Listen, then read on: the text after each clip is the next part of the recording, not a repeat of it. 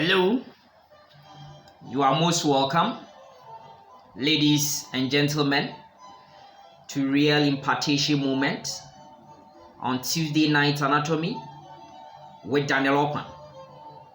Today's section, I quickly run with you the extrinsic muscles of the tongue. Now, one thing that you have to know is that the tongue is having two groups of muscles, and these are the intrinsic muscles of the tongue and the extrinsic muscles of the tongue. Now, for intrinsic muscles of the tongue, yes, we identify four, although there could be more, depending on how the muscle fibers are oriented. Now, we have what we call superior longitudinal, inferior longitudinal, vertical, and of course transverse, muscles. And these muscles, they are called intrinsic muscles because, of course, by way of attachment, being origin and insertion, yes, it's within the substance of the tongue itself.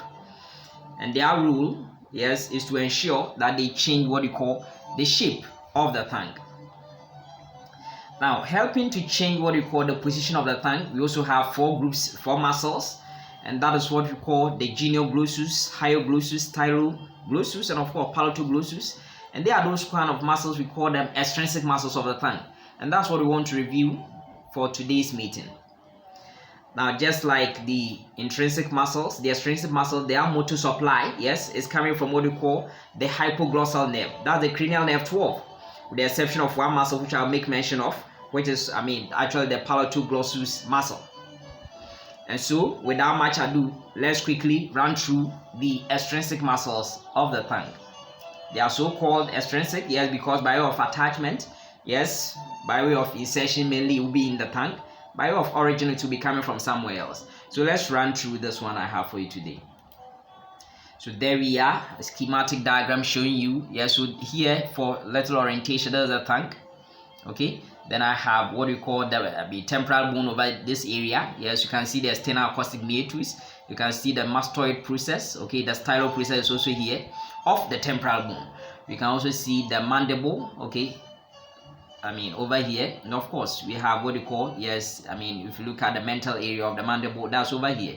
Yes, of course we also have the hyoid bone here, then the thyroid, cartilage of the larynx. So here we have the sagittal section showing you the muscles of the tongue. Now, the first muscle which I want to make mention of is this muscle, this fine-shaped muscle. Is called genioglossus. Now, by its name, you can able to tell us what you call the attachment by way of origin and insertion. So the name is genioglossus. So if you look at the inner aspect, okay, of what we call the mental area of the mandible, what we find is that we have two genial tubercles from what we call the mental spine. Now, I'm interested in the superior genial tubercle because the inferior genial tubercle will provide that kind of attachment to what we call hyoid muscle. Okay, but what I'm interested in is the superior genial tubercle, because the superior genial tubercle will provide attachment to this genioglossus muscle, and it fans all the way, okay, spreads all the way to attach to what we call the entire length of the inferior aspect of the tongue. Okay, so that is what we find over here. Now, I said the shape, it is fine shaped. Now, one thing that you should know about this is that this is actually the largest muscle of the tongue. The genioglossus is the largest muscle of the tongue. And if you look at it by way of, action, looking at the way it is, it will help to depress the tongue. Okay, so when those muscles are working bilaterally, they will help to depress the tongue. Not only that, if you look at the way the muscle is, then of course it will also help. Some of the fibers are oriented very, to the tip.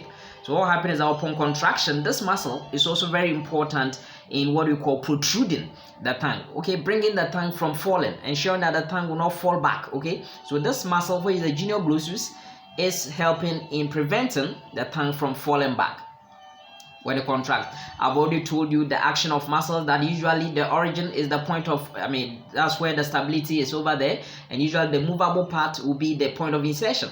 So if we are moving it this way, okay, look at how the muscle fibers are oriented, then it means that it will help in what we call depressing the tongue. Not only that, because of some of the fibers are oriented all the way towards the tip, then what happens is that it will also be pulling it in this manner, okay, pulling it in this manner to ensuring that what we call, it will help, prevent the tongue from falling back, protruding the tongue. And that is why this muscle is known as the safety muscle of the tongue. The safety muscle. So whenever you are asked to tell us the safety muscle of the tongue, we are looking at the genioglossus muscle. Okay, so this is that muscle. But the interesting thing is that if this muscle is working unilaterally, if just one side is working, then to ensure deviation of the tongue to the opposite side, contralateral deviation of the tongue. So that is if only one side of the muscle contracts. Okay, so that is that muscle. Now the next muscle that I want to show you is quadrangular shape. This muscle that you find over here, I mean the one I've shown with this blue color, this is known as the Hyoglucius muscle. Now Hyoglucius, it means that it's having some attachment to the body, not only the body but even the greater corner of what we call the hyoid bone. So the body as well as the greater corner of the hyoid bone providing, origin to this muscle Hyoglucius, then all the way towards, of course, the tongue.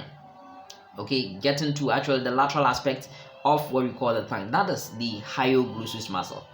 So if you look at this muscle, just like the genioglossus, okay, yes, also be supplied by what we call the hypoglossal nerve. Hypoglossal, the cranial nerve 12, okay, receiving a motor supply from that region. Now if you look at the muscle, this is the origin, this is the insertion. Then it means that upon contraction, the origin will be pulling the point of insertion towards itself, and that is why this muscle will be not only relevant in depressing the tongue, but it also help in what we call retraction of the tongue, bringing the tongue backwards. Okay, retraction of the tongue into the oral cavity. Then the next muscle I want to show you, just under the tongue. Okay, you find this muscle, and that one is taking origin from what we call the styloid process of what we call the temporal bone. Okay, all the way to insert, okay, on what we call the inferior aspect of the entire length of the tongue, okay, laterally, as you can see over here. Okay, and this muscle, yes, what you have to know is that its fibers, by way of going to insert in the tongue, it will have what you call it will have what you call the longitudinal fibers, okay, and it will also have the oblique fibers. Some of the fibers will run in an oblique manner. Now the longitudinal fibers, okay, blends with the inferior longitudinal intrinsic muscle of the tongue, while of course the oblique fibers will blend with that of the Hyoglucius muscle. Okay, so that is what we tend to find over here. If you look at by way of origin and insertion of this muscle, then it tells you that this muscle will be relevant in pulling the tongue backwards, so it will be very important in retraction. But not only that, if you look at some of the fibers, it goes this way, so it will help also to elevate the tongue. Now you can see that these lower ones will be depressing the tongue. Okay, they will be depressing them, by way of the genioglossus and Hyoglucius. But the muscle which is going to elevate it is going to be the styloglossus muscle. Styloglossus muscle, we're going to be pulling it upwards, and not only that, it will also be retracting it, just like the Hyoglucius muscle. Okay, so that is that one. Now it's left with one extrinsic muscle of the tongue, which I want to show you in this image over here. And that muscle, yes, is coming all the way from what you call the soft palate. Okay, come from the soft palate, but precisely from what we call the palatine aponeurosis. Okay, from the soft palate, and it's also coming downwards eventually to insert on the lateral margin of the tongue, closer to what we call the posterior 1/3 of the tongue. Okay, and by so doing, it will also be blending with that kind of muscles, both intrinsic and extrinsic muscles of the tongue. Okay, just around that area. Now this muscle is unique. Yes, it's unique because I've been shown you in another image. It is unique in the sense that it is not supplied by what we call the hypoglossal nerve. Its motor supply is not coming from the hypoglossal nerve, but it is rather coming from the vagus nerve. Yes, coming from what we call that kind of pharyngeal plexus. Yes, vagus nerve. That is what you have to know.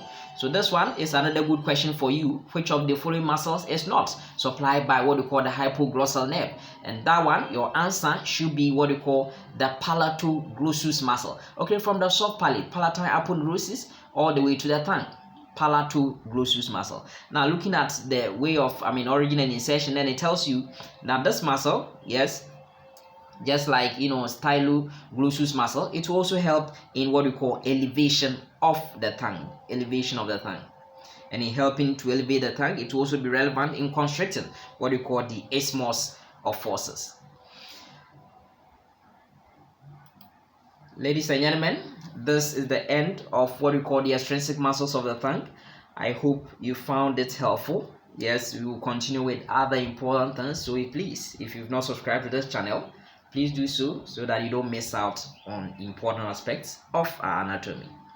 Have a good night, all of you, and may the good Lord richly bless you. Amen.